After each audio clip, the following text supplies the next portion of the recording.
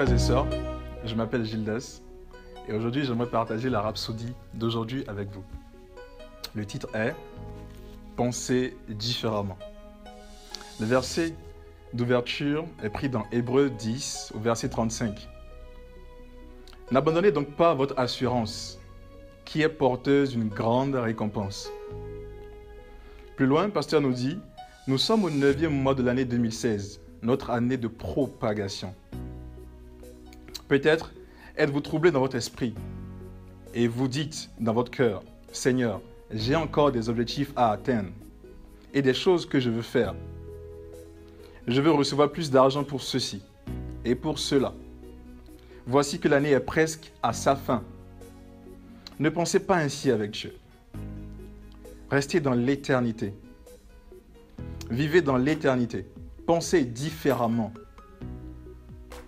Ne bousculez pas Dieu comme le font les hommes. Vivez avec lui dans sa dimension de vie. Ne vous mettez pas sous la pression. Lorsque vous mettez sous pression, à cause de ce que vous voulez accomplir dans un certain laps de temps, vous devenez esclave du temps. Que cela ne vous arrive pas. Le temps devrait être votre esclave. Psaume 37, verset 4 à 5 dit « Fais de l'Éternel tes délices, et il te donnera ce que ton cœur désire. Recommande ton sort à l'Éternel. Mets en lui ta confiance et il agira. Rien n'est trop difficile pour le Seigneur. Et il n'y a rien d'impossible avec lui. Il est le grand Dieu. Il a dit dans Jérémie 32, 27, « Voici, je suis l'Éternel, le Dieu de toute chair. Y a-t-il une chose trop difficile pour moi?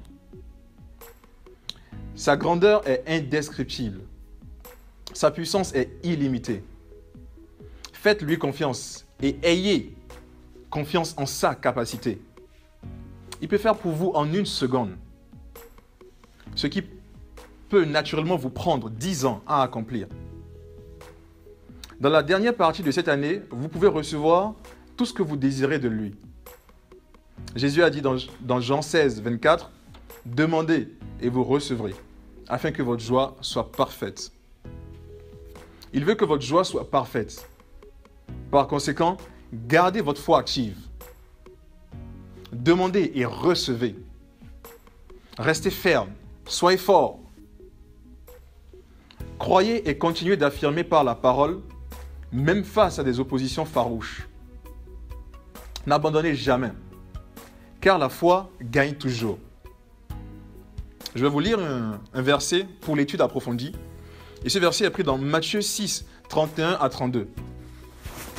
Le passage dit « Ne vous inquiétez donc point, et ne dites pas « Que mangerons-nous? Que boirons-nous? De quoi serons-nous vêtus? » Car toutes ces choses, ce sont les païens qui la recherchent. Votre Père Céleste sait que vous en avez besoin.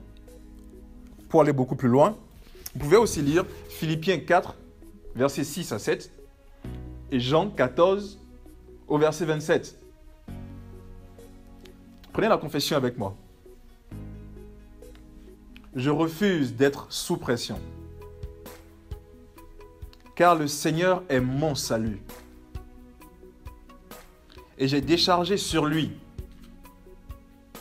tous mes soucis,